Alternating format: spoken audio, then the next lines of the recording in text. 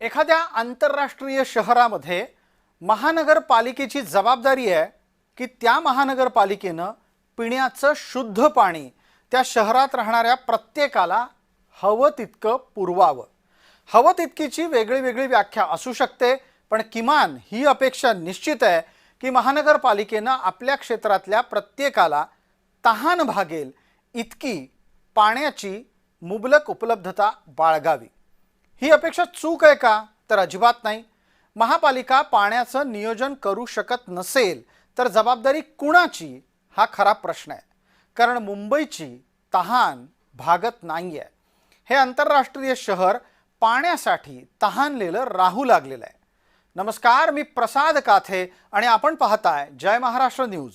आजचा मुद्दा हाच की उंच इमारती वाढत चालल्यानं मुंबईमध्ये पाण्याची बोंब होतीये का? मुंबईची तहान का भागत नाहीये याचं एक पटकन कारण आपण आधी समजून घेऊयात। मुंबई तहानलेली तर होतीच, पण आता ती तहानलेली राहू लागलेली आहे। मुद्दा पाणी टंचाईचा नाही, जलव्यवस्थापनाचा आहे। मुंबईत वेगानं गगनचुंबी इमारती उभ्या राहत आहेत, वाढत चालल्यात। उंच इमारतींच्या नजीक असणाऱ्या भागामध्ये पाणी टंचाई खास आता स्पष्टपणे जाणवू लागली आहे। अनेक उंच इमारतींमध्ये योग्य दाबानं पाणी मिळत नाहीये।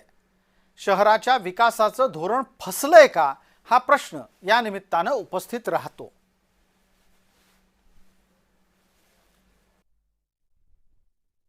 आज शहराला 4750 MLD पाण्याची आवश्यकता असताना आता सुद्धा आपण 500 ते 700 MLD पाणी कमीचा पुरवठा करत आहोत। अगर भविष्यामध्ये ज्या पद्धतीने हे MLD पाण्याची जी एक शंका आहे ही वाढत 6500 MLD पर्यंत पोहोचण्याची शक्यता आहे। तर निश्चितपणाने या शहरामध्ये अगर भविष्यामध्ये आपण नियोजन नाही केलं तर निश्चितपणाने त्याचा फार मोठा नुकसान शहराला होऊ शकतो। आपण लोकसंख्येच्या अनुषंगाने जी एक समान वितरण व्यवस्था आहे त्यामध्ये सुद्धा महानगरपालिका कुठेतरी अपयश ठरलेली आहे असं मला वाटतं। मुंबईमध्ये इमारतींच्या पुनर्वसनाचे मुद्दे जुने आहेत। सध्याच्या काळाला आडवी मुंबई बनू शकत नसल्यानं उभी मुंबई बनायला लागली आहे, आणि ही उभी मुंबई आहे की जवळपास झोपडपट्ट्याच एकमेकांच्या वर चढवल्या जात आहेत असा प्रश्नही उपस्थित व्हावा। पण त्याचबरोबर सरकारच्या माध्यमातूनही उभ्या राहिलेल्या पुनर्विकास प्रकल्पामधल्या अनेक टॉवरमध्ये तीव्र पाणी टंचाई अनुभवता येते आहे। बिर्डी चाळीमधला हा प्रकार आम्ही आपल्या समोर आणतोय। इथे गेल्या अनेक दिवसांपासून रहिवाशांचे पाण्याविना हाल होत आहेत, कारण दिवसात फक्त 45 मिनिटं पाणी बिर्डी चाळीत जात आहे, आणि ते सुद्धा 15-15 मिनिटाच्या 3 वेगवेगळ्या टप्प्यानुसार। रहिवाशांच्या सोबत त्यांच्या वेदना जाणून घेण्यासाठी आमच्या प्रतिनिधीनं असा संवाद साधला, तेव्हा काय म्हणाले तिथली लोक ऐका। नायगाव बीडीडी चाळ पुनर्विकासाचा प्रश्न त्या ठिकाणी आता ऐरणीवरती येताना पाहायला मिळतोय, कारण पोलिसांना घरं त्या ठिकाणी देण्यात आली, मात्र त्या इमारतीमध्ये अनेक समस्या या आता स्थानिक नागरिकांना त्या ठिकाणी जाणवू लागत आहेत। नेमक्या काय समस्या आहेत हे आपण त्यांच्याकडनं जाणून घेण्याचा प्रयत्न करणार आहोत। ताई, काय समस्या एकूण आपल्याला इमारतीमध्ये जाणवत आहेत? सर्वप्रथम आम्हाला खूप छान प्रकारे आम्हाला इकडे आता ड्रीम हाऊस भेटलेला आहे, पण प्रॉब्लेम असा झालाय आता 15 दिवस झालं आम्ही इकडे शिफ्ट झाल्यानंतरला जे 24 तास म्हणून आम्हाला जी रिक्वायरमेंट केलेली सरकारने ती अजिबात आमची पूर्ण झालेली नाहीये। लिटरली आम्ही बेसिंगला जातो तर बेसिंगला पाणी नाही, फ्लशला जातो तर फ्लशला पाणी नाही, प्यायचं पण पाणी आम्हाला अजिबात पुरवठा आमचा प्रॉपर होत नाहीये। आम्ही बिस्लरी आणि आम्ही यूज करायला घरी आम्ही बाहेरून घेऊन येतोय। खरंच खूप मोठा प्रश्न आहे, आणि त्याच्यामुळे आमची सध्या इकडे येऊन जे आमची म्हणतात ना ड्रीम कंप्लीट झालाय, पण येऊन आता इकडे खरंच सांगू हेडेक झाल्यासारखं आहे, खूप अस्वस्थ झाल्यासारखं आहे की पाण्याचा इश्यू हा खरंच लवकरात लवकर सुटला ना तर खरंच आम्ही आभारी असू। तुम्हाला भाडं बंद करायचं होतं म्हणून गडबडीने लोकांच्या गळ्यात चाव्या मारून तुम्ही गप्प बसला, कारण आता लोकांच्या काय काय समस्या आहेत त्या तुम्ही बिल्डिंग मध्ये येऊन एकदा तरी पाहिले आहेत का? काय लोक करतायत, कशी लोक राहतायत, लोक किती टक्क्यांनी लोक शिफ्टिंग झालेत, अजून किती लोक व्हायचेत? आता विचारायला गेले तर काय बोलतात, सगळी लोक शिफ्ट होऊ देत मग आम्ही पाण्याचं बघू। आता एवढ्याच लोकांना पाणी पुरत नाही तर सगळी लोक शिफ्टिंग झाल्यावर तुम्ही काय पाणी देणार? म्हणून आम्ही सांगतो की एवढं 180च्या घरामधून 500च्या घरात आम्ही आणून चांगला आशीर्वाद घेतलाय ना, तसं पाण्याची आणि लिफ्टची सोय करून म्हाडाने चांगला आशीर्वाद घ्यावा एवढीच विनंती। आम्हाला 24 तास पाणी करावं, बाकी काही नाही। शुक्रवारपासून आमच्या घरात पाणी नाही, एक थेंब पण पाणी आलेलं नाही. 3 दिवस झाले आमच्या घरात पाणी नाहीये, शुक्रवार शनिवार रविवार. फोटो जर्नलिस्ट सिद्धांत उंबाळेसह मी जय पवार, जय महाराष्ट्र, मुंबई. मुंबई ही एकेकाळी चाळींचं शहर म्हणून ओळखली जायची. त्यात सुद्धा चाळींचं गाव होतं ते गिरगाव.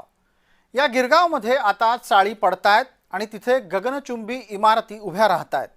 या गगनचुंबी इमारतींची गर्दी गिरगावात इतकी वाढत चालली आहे की त्याच्या आसपास असलेल्या छोट्या छोट्या बस्त्यांमध्ये पाण्याचे अनेक प्रश्न निर्माण झाले. इथल्या जुन्या इमारती मात्र आजही तशाच आहेत. त्या मूलभूत सुविधांसाठी संघर्ष करतायत. त्याचा आढावा घेतलाय आमचे प्रतिनिधी शुभम उमाळे यांनी. मी सध्या गिरगावतील क्रांतीनगर या एरियामध्ये आहे आणि मागील 10 ते 12 दिवसांपासून या परिसरामध्ये पाणी पुरवठा जो आहे तो होताना दिसून नाही येते. आणि अशामध्येच कुठेतरी वॉटर टँकर्स असोसिएशनने देखील संप पुकारल्यानंतर नागरिकांचे मोठे हाल होताना दिसून येत आहेत. खरं तर मी मुंबईतील क्रांतीनगरच्या एका चाळीमध्ये आहे आणि बघू शकतो या ठिकाणी महिला देखील आहेत आणि पाण्याच्या टाक्या या देखील या ठिकाणी आणण्यात आलेल्या आहेत. बादल्या देखील बाहेर आहेत. ज्या ज्या ठिकाणी आपल्याला पाणी साठवता येईल त्याच्यासाठीचे सर्व प्रयत्न जे आहेत ते या ठिकाणी करताना या क्रांतीनगरमधील रहिवासी करताना दिसून येत आहेत. अर्थातच मुंबई इतकं मोठं शहर आहे.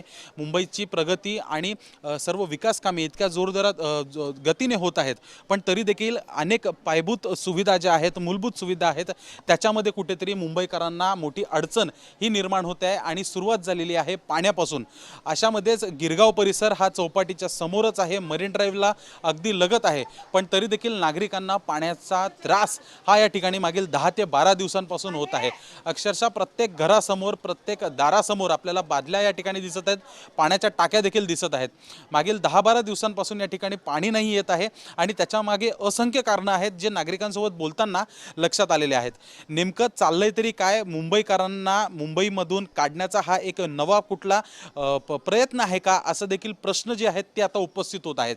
नेमकं आता या सर्व ठिकाणी पाणी पुरवठा आधीसारखा सुरळीत कसा होईल असा मोठा प्रश्न इकडचे नागरिक जे आहेत ते उपस्थित करताना दिसून येत आहेत. व्हिडिओ जर्नलिस्ट राजेश धोत्रे सोबत मी शुभम उमाळे, जय महाराष्ट्र न्यूज, मुंबई. खाली पाणी माझा मुलगा भरतो, वरून जर खाली पडला तर ते निसटणार कोण? आणि याला किती महिना होऊन गेला. 10 दिवसाची गोष्ट द्यायची अगोदरपासून आम्ही म्हणतो आज उद्या येईल पाणी कपात. एवढंच पाणी कपात, हे टावर बांधण्यात कशाला, आग लावायला? आता पाण्यासाठी करायचं काय मरायचं? हे मोठे मोठे टॉवर झाले त्याच्यामुळे इथे पाण्याला अडथळा आलाय. लाईट नाही, गॅसचा प्रॉब्लेम, कसं आम्ही जगायचं? पाणी पहिल्या 4:30ला यायचं, 6:15पर्यंत असायचं. आता 5 वाजता पाणी येतं, 5:45च्या आधीच जातं. त्यामुळे एवढं अर्धा 40 मिनिटामध्ये पाणी आमचं नाही होत भरून किंवा काहीच काम. आता आम्ही ऑफिसला म्हटलं तर आम्हाला पाण्यावरच कामं करावं लागतात. त्यामुळे ते खूप प्रॉब्लेम होतो आता आमचा.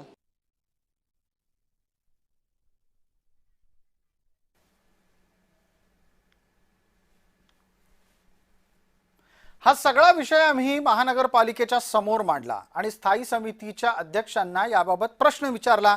त्यांचं उत्तर तयार होतं. पण आज ही वस्तुस्थिती मुंबईकरांनी स्वीकारली पाहिजे की 500 MLD पाणी आज मितीला मुंबईकडे कमी आहे आणि ज्या वेळेला ही पाणी कपात जाहीर होते त्यावेळेला स्वाभाविकच मुंबईकरांना पाणी टंचाईला तोंड द्यावं लागतं. मी एकच सांगेन की गारगाईचा प्रकल्प आम्ही मंजूर केलाय, त्याचं प्रत्यक्ष कामाला सुरुवात झाली आहे. परवानगीचे विषय थोडेसे बाकी राहिलेत, पण बाकीची जी परवानगीचा एक मोठा विषय असतो तो मार्गी लागलाय. मनोरीचा नीरक्षारीकरणाचा प्रकल्प आहे, त्याची मंजुरी केंद्र सरकारने दिली असून त्याच्या पुढच्या टप्प्याचं काम देखील सुरू झालेलं आहे. एवढा आज मी विशेष नमूद करतो.